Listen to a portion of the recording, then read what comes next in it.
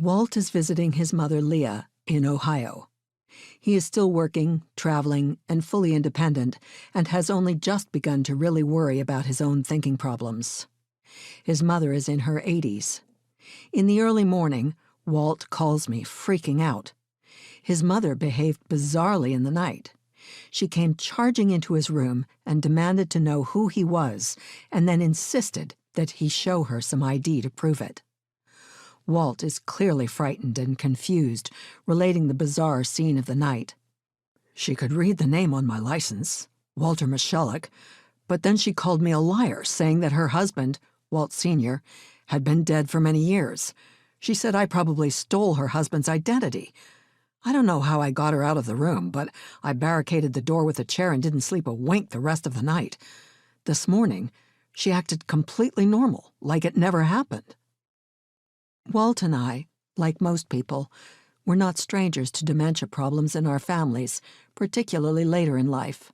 Most families are not. About 10% of all people over 65 are thought to have Alzheimer's, about 6.9 million people in the U.S. alone.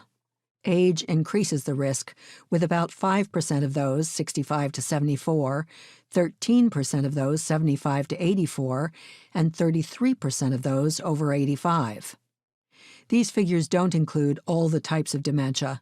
Alzheimer's accounts for about 60 to 80%.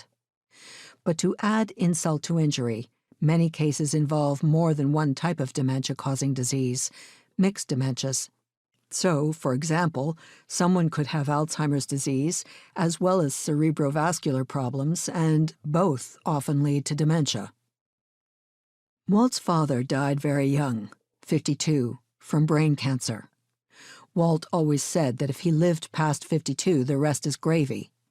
Walt's paternal uncle lived a long time but died in a nursing home after years with debilitating dementia. Walt's mother, Leah, lived to 92, and her last year was in a nursing home. She had been diagnosed with Alzheimer's years before and, like Walt, made a very gradual descent into dementia, but, unlike Walt, always retained her facile speech.